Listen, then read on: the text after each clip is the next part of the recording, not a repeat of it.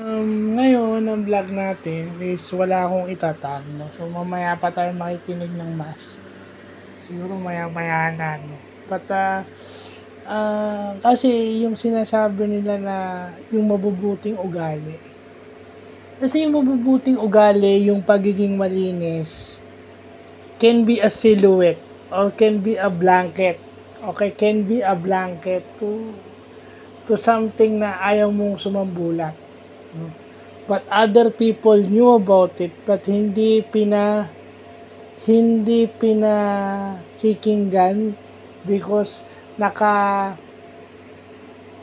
ano to naka nakatanim na sa isip niya, nakondisyonan sa isip nila na na-associate na yung mabuti mong gawa sa pangalan mo. Kumbaga, hindi sila maniniwala na magagawa mo yon dahil nakikita naman sa vlogs mo, nakikita naman publicly na ganun ka.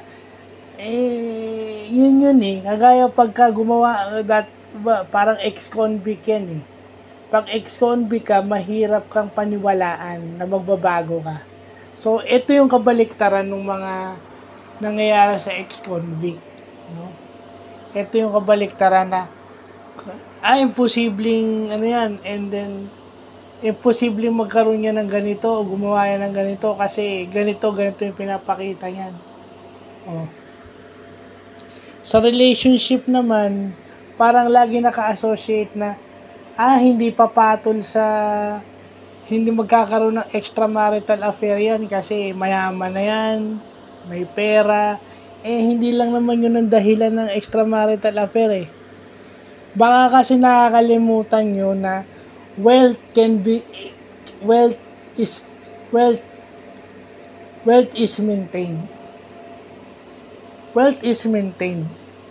So, ano nangyayari pag na-involve ka sa isang extramarital affair o extramarital issue o illicit relationship?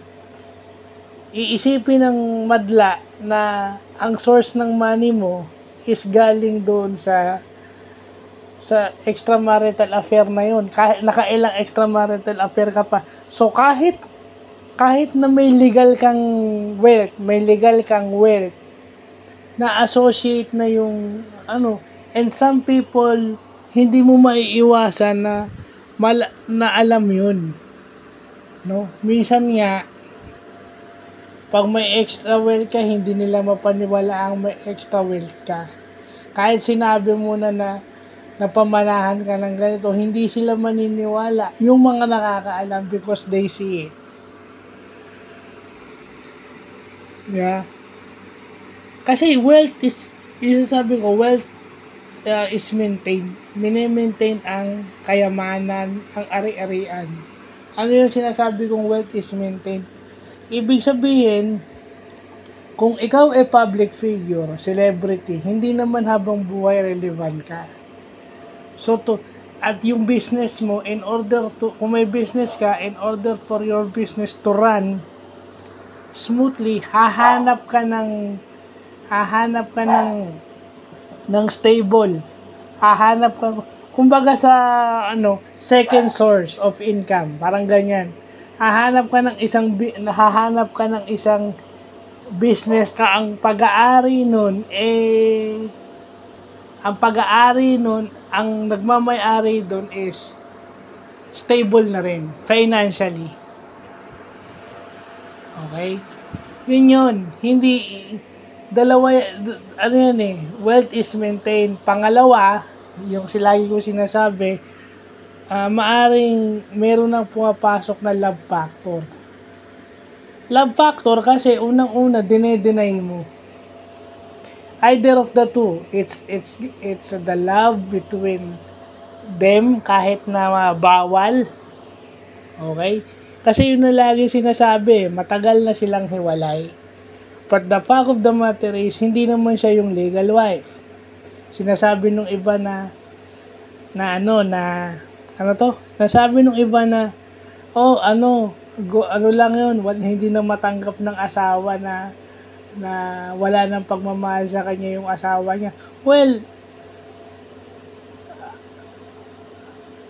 paano nyo nasabi na walang pagmamahal yung asawa? hindi naman siguro magtitiis yung asawa na lumagay sa ganung setup. Okay? Hindi naman siguro magtitiis yung asawa na na mapapayag mo o mag-agree dun sa setup na legal separation or hiwalay na para siyang nanlilimos ng ano, di ba? Ganon.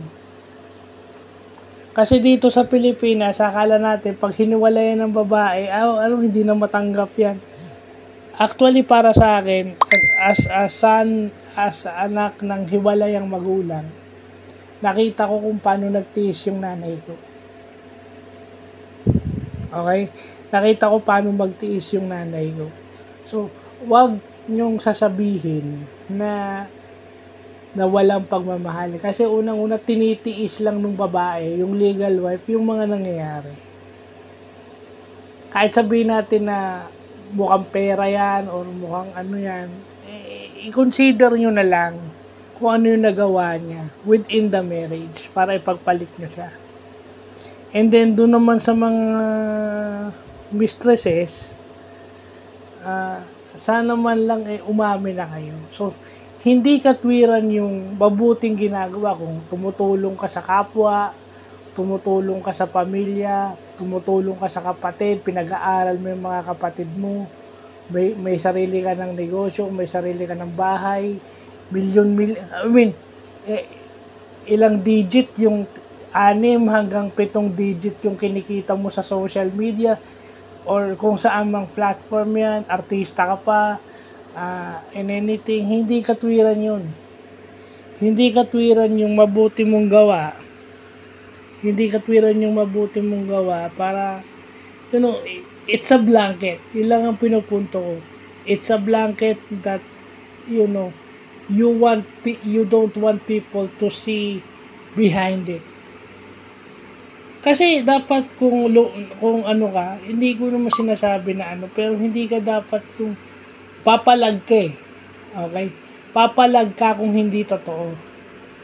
You would, ang pinaka dyan, you would file charges. Dapat kung ikaw na-involve sa isang extramarital affair, dapat nagfa-file ka na ng charges if hindi totoo. Kasi, yung sasabihin nyo na wala kayong sinisirang pamilya, yung family mo, ano nangyayari? Kasi may family rin naman, may experience kasi ako na mayroon akong alam, hindi ko na sabihin kung sino, mayroon akong alam na wala nang magawa yung magulang. Wala nang magawa yung magulang sa ginagawa ng anak. Ibig sabihin, yung anak nila is getting involved in extramarital or illicit relationship dahil doon kumikita. Kumbaga, dahil doon nabubuhay siya.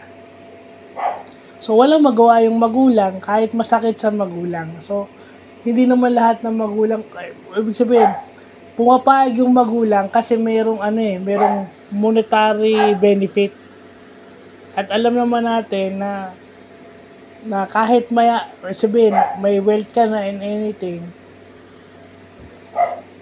kailangan pang matagalan yan, hindi naman habang buhay sikat ka eh.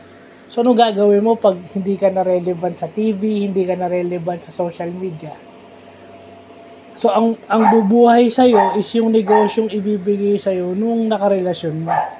If ever bigyan ka niya ng pera or bigyan ka niya ng negosyo, yun ang mag-aano sa'yo. Yun ang, aside from having your own business, yung kung bibigyan ka ng negosyo, yun ang magiging negosyo mo. Dahil hindi naman habang buhay, relevant ka as a celebrity. So, yung mga mabubuting gawa, mag-ingat tayo dyan kasi baka mayroong mga bagay na hindi natin nalalaman. Na alam nung iba pero hindi pinapansin dahil hindi natin kayang paniwalaan na gagawa siya ng masama o gagawa siya ng hindi tama. So, yun lang po.